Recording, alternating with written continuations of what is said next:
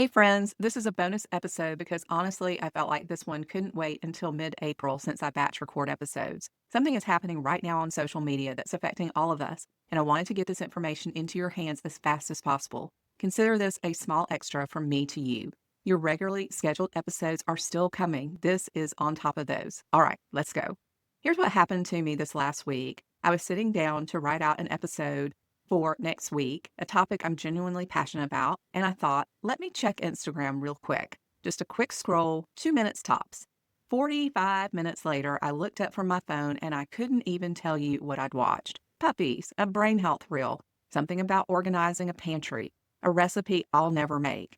And then, out of nowhere, a deeply disturbing image from the Epstein files. No warning, no content filter, just boom, sandwiched between a funny dog video and someone's morning routine. My heart rate spiked, my mind started racing, and I thought, this is exactly what I need to talk about right now. Because if you're on social media, you know what I'm talking about. You're scrolling through reels, and it might be lighthearted and funny 1 second, and then the next thing you see shocks you.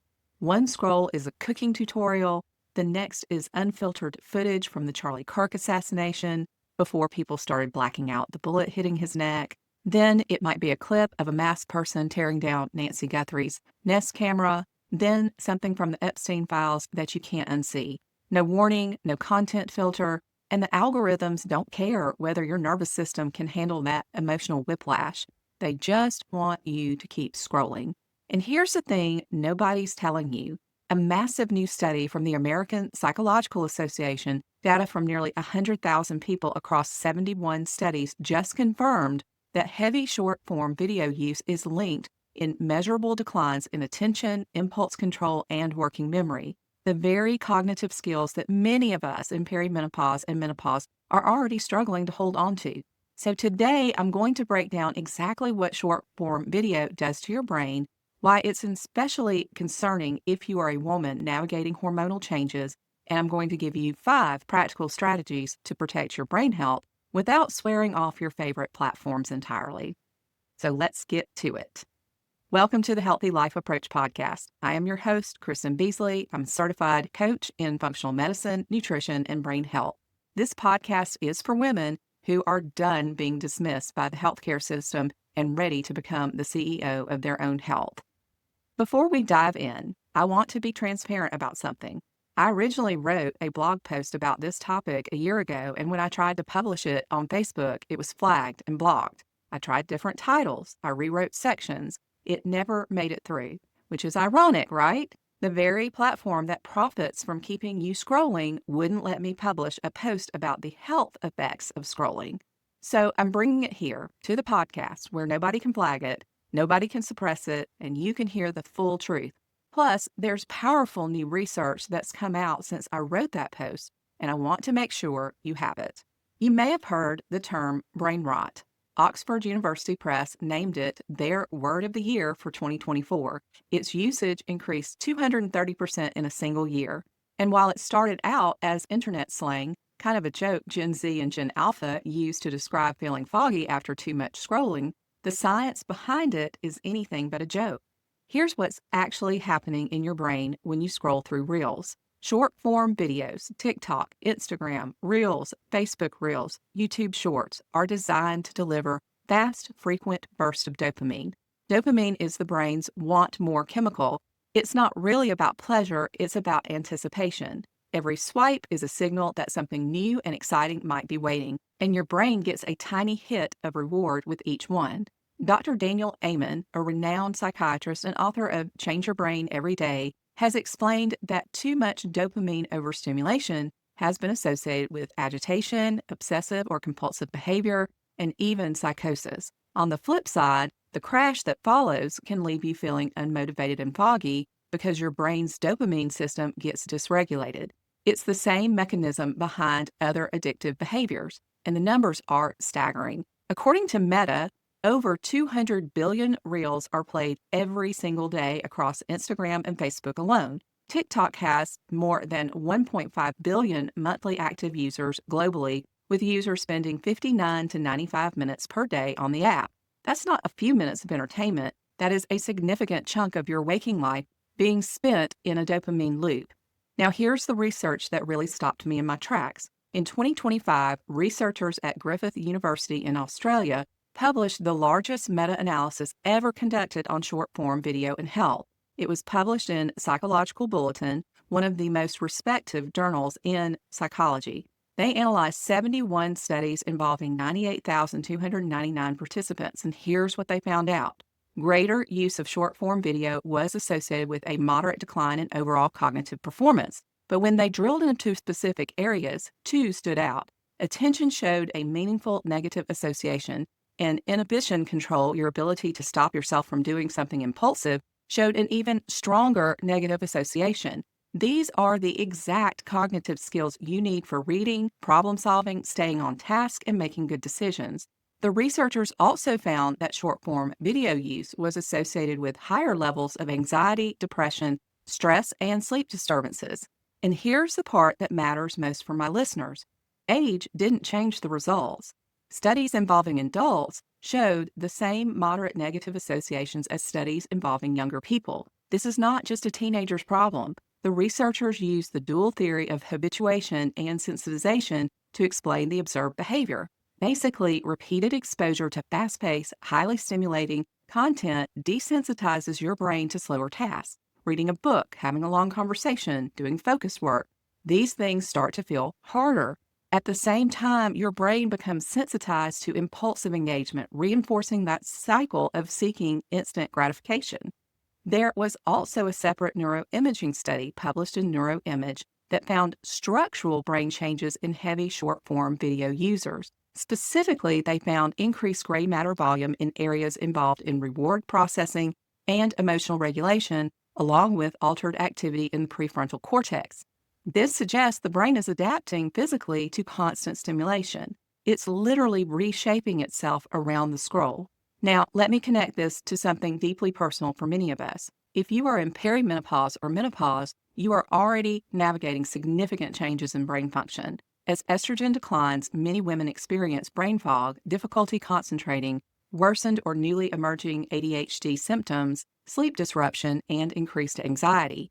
A study published confirmed that cognition, mood, and sleep are all affected during the menopausal transition. So imagine this. Your brain is already working harder to maintain focus and regulate emotions because of the hormonal shifts. And then you're layering on an activity that is scientifically shown to further degrade attention, impulse control, and sleep quality. You're essentially pouring gasoline on a fire that's already burning. In ADHD symptoms specifically, Attitude magazine surveyed more than 1,500 women with ADHD, and an overwhelming 94% said menopause made their symptoms worse. Symptoms include time blindness, impulsivity, and difficulty sustaining attention. Now, add short-form video into that mix, content that is specifically engineered to exploit impulsivity and shorten attention, and you can see why this is a perfect storm. As Psychology Today has reported, social media doesn't cause ADHD, but it absolutely can exacerbate existing symptoms and create new challenges. The rapid context switching alone, going from a cooking tutorial to a news clip to a dance video to a shocking image in seconds, is cognitively expensive. One study from UC Irvine found that after a context switch, it takes an average of 23 minutes and 15 seconds to get back to the original task. When you're watching reels, you're context switching every few seconds. Now, I want to come back to what I mentioned at the top of this episode because it's not just about attention and dopamine. It's about what you're seeing.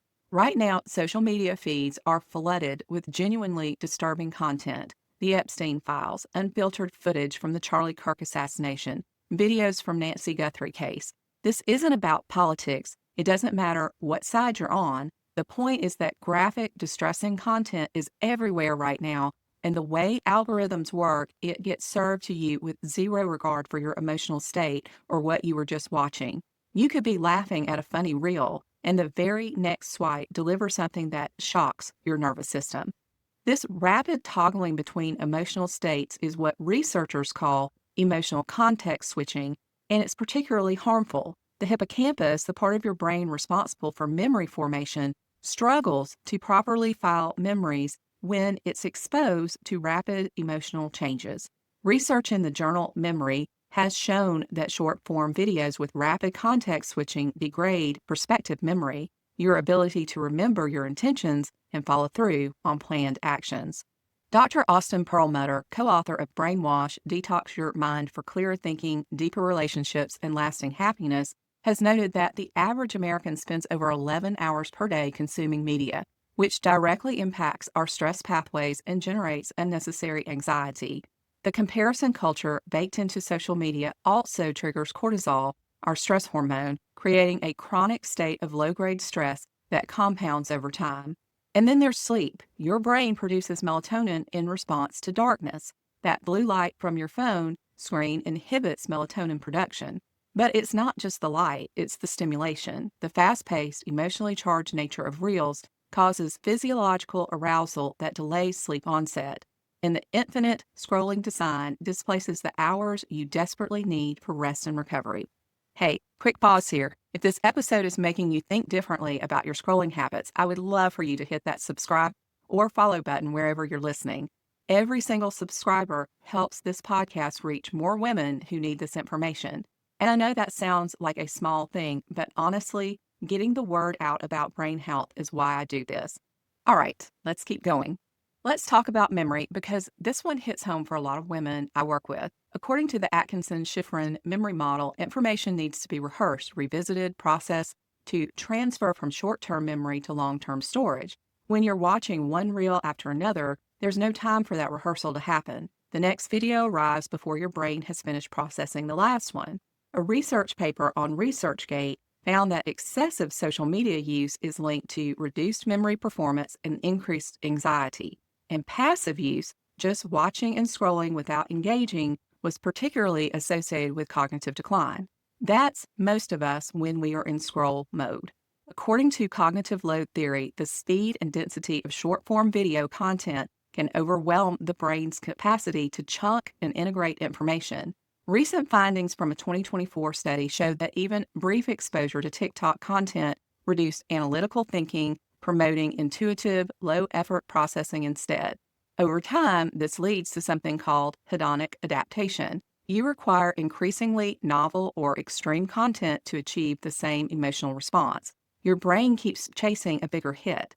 So if you've been noticing that you can't remember what you watched, that you feel foggy after scrolling, or that you're struggling to retain new information, this is likely part of the why. Okay, so here's the part I always want to get to because I'm not here to scare you off of social media. I'm a content creator myself and I use these platforms. So I'm not telling you to delete Instagram. I'm telling you to use it with intention. So here are 5 strategies I personally use and recommend to the women I work with. Strategy 1 is to use a Pomodoro timer. This is what saved me. The Pomodoro technique is a time management method that uses 25-minute focused work intervals followed by 5-minute breaks. I work for 25 minutes, then I take a 5-minute break, which might include watching a few reels or taking a walk. The key is that timer creates the boundary. You decide when you scroll, not the algorithm. I use a simple, inexpensive Pomodoro timer that I'll put in the show notes that sits on my desk, and it has been a game changer. Strategy 2, set app time limits. Both iOS and Android have built-in screen time settings that allow you to set daily limits for specific apps.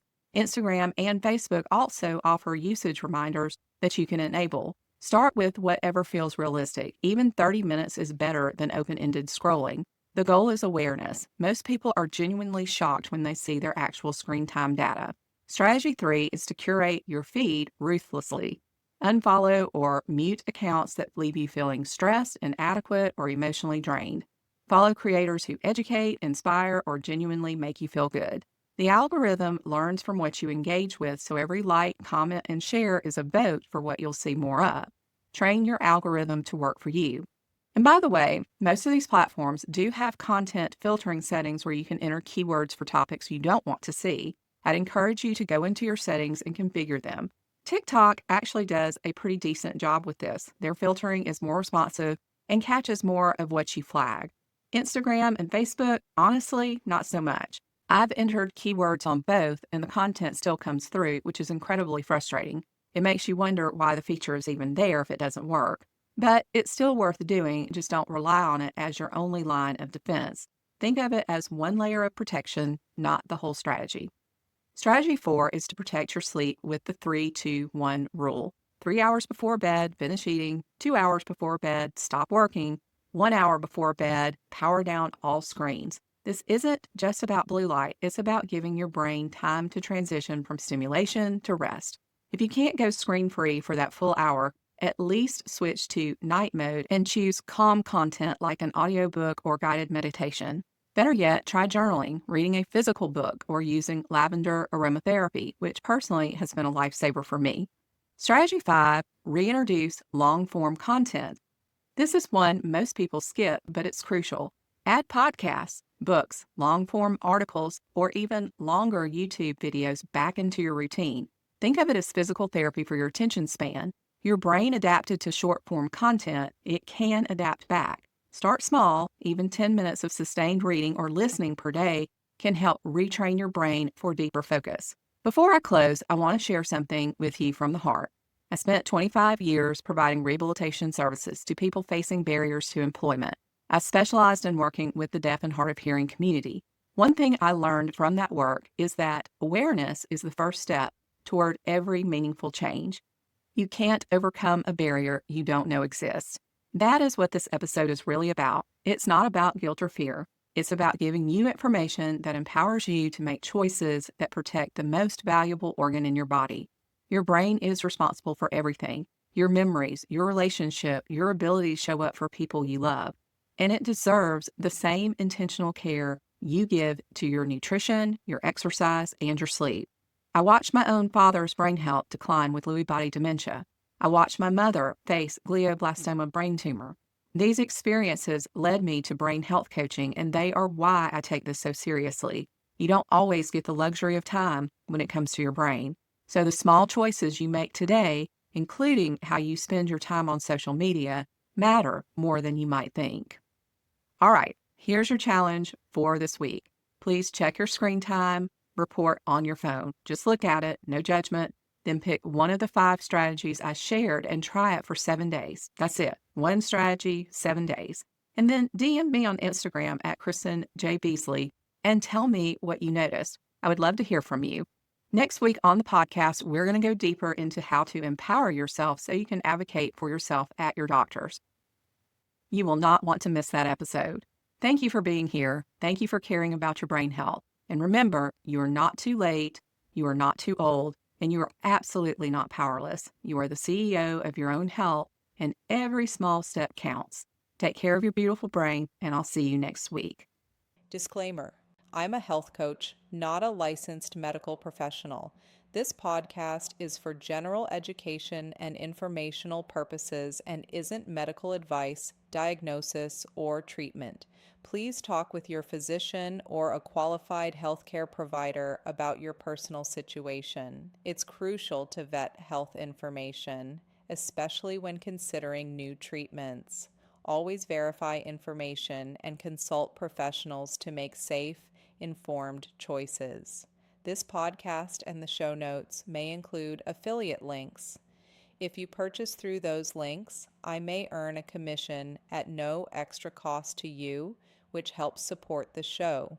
As an Amazon associate, I earn from qualifying purchases.